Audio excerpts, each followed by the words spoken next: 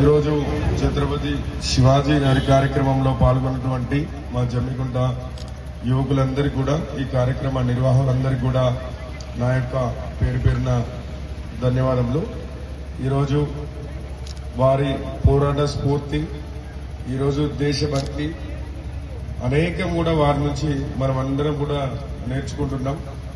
ఈ పోరాట స్ఫూర్తి, శివాజీ గారి యొక్క ధైర్యం, వారి యొక్క విరోచితమైనటువంటి పోరాటం, ఆ లక్షణాలన్నీ కూడా మనం అందరం అలవర్చుకొని దేశం కోసం, ధర్మం కోసమే కాకుండా మన గ్రామం కోసం, పట్టణం కోసం, మన కుటుంబం కోసం ఎట్లయితే చేస్తున్నామో ఛత్రపతి శివాజీ మహారాజ్ గారు కూడా ఈరోజు దేశం బాగుండాలి, అందరం బాగుండాలని చెప్పి విరోచితంగా పోరాటం చేసి ఈరోజు మనం ఇక్కడ ఇంత స్వేచ్ఛాయుత వాతావరణంలో తిరుగుతున్నామంటే ఎంతో మంది మహనీయులలో ఛత్రపతి శివాజీ గారు కూడా ఒకరు.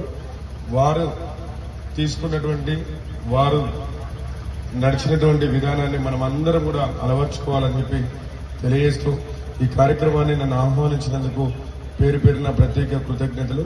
ఛత్రపతి శివాజీ మహారాజ్ మొదటి కార్యక్రమం నేను మున్సిపల్ చైర్మన్ అయిన తర్వాత తప్పకుండా ఈ శివాజీ మహారాజ్ గారి ముందటి నుంచే ప్రమాణం చేసి చెప్తున్నాను, జమ్మికుంటలో ఉన్నటువంటి యువతులందరికీ కూడా పూర్తిగా నా యొక్క సంపూర్ణ మద్దతు ఉంటుంది.